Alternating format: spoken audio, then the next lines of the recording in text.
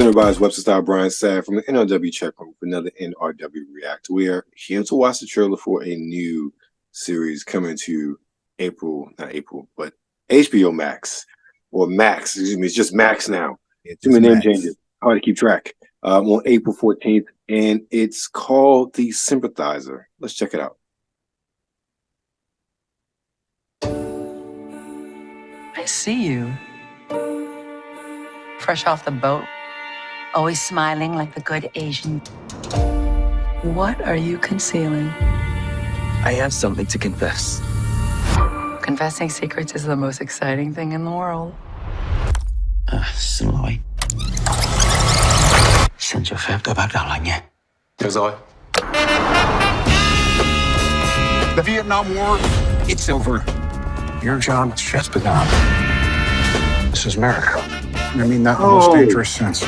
We're CIA. We watched this a while ago. Strap in. I thought coming to America or something might have instilled in you a little independence.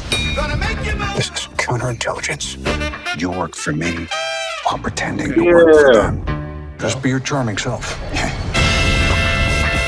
You play your part without a flaw. The slight wrinkling of the eyes, the encouraging nod. You let people go on thinking you're perfectly in agreement with everything, all without saying a word yourself. Well, he don't talk. I infiltrated the enemy. And did everything to undermine them. Yep, it feels like 822. Yeah, a communist. Undercover. Be careful, my friend. We have business to discuss. Someone has infiltrated our ranks. Maybe there is no spy. Only the spy says there's no spy.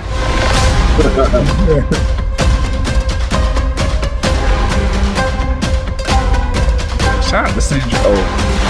Damn, Robert Downey Jr. You're kind of distracted these last few He weeks. get a character. Your assignment, see it through. What's up with you? You a communist sympathizer? You're American. Admit it. Now I see which side of you will win out. How did you become this?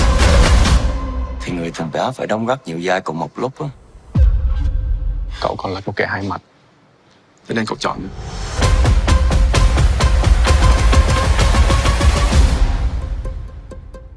Okay, April 14th. Okay. Yeah, we did watch the trailer for this. Like, it set a different tone, but I just remember because Robert Downey Jr.'s fingers were all over it. This looked good then, and it looks good now. Yeah, it looked good. I'm very interested in that. And it, I guess story-wise, it is a little akin to the Equalizer. Yeah, somewhat. But I also think this is one in this day and age. We don't see many stories set in the aftermath of the Vietnam War anymore. It's very much America tries to cover things up all the time.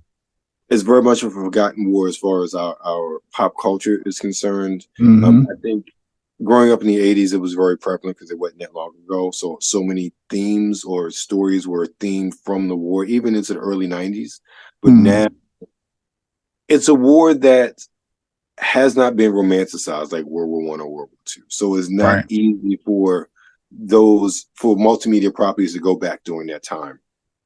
So it's refreshing to see this take on that time period in history, especially with the sort of angles that they're showing as far as the espionage game, and it could be a double agent or a triple agent. It could be, so it looks really, really interesting. So I expect good things from the Sympathizer. Me too. And it also, because we talked a little bit earlier about the cult, like the character's ethnicity and race and everything, defining certain things about the story.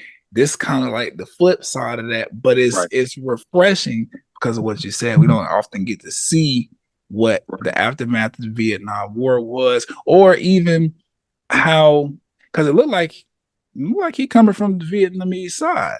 Yeah, exactly. I don't think this is something, at least in all of my depictions I've seen of the Vietnam War, where we ever, again, I'm not saying they don't exist. It's just I haven't seen them. Right. Where there is a humanization of the Viet Cong. Yeah. That or any of the of America's adversaries at that, or enemies at that, they always like, we don't get stories about Russia from the perspective of Russians. It's always like, oh, they're this and we hate them, or whatever the gripe is between America and Russia, and it's always from an American lens. I like that in this story, a Vietnamese character is the main focus, and they working their way, or at least from what I could tell in the trailer, into what could be America's the American system or whatever from a Vietnamese perspective. I don't know. I just the trailer looked fire, and I think the movie. Oh, where you at? I think it's gonna be good. He's here. He's here. Okay. It's flipped upside down. Weird. Okay. Yeah. Did you want to say something, Kuya? No. You're good. You're good. Oh, okay. I was gonna say that it's the reason why it's not being called a war is because it was more of an occupation. We shouldn't have been doing things, but that's again America get into things, so they trying to cover up that stuff. We all know it's people of color. Right. So that's our take on the Sympathizer dropping on Max. Was it April 14th? April 12th? April 14th. April 14th. April 14th. Yeah. And real quick before you close this out, I know Universal at some point is going to do a reboot of Back to the Future.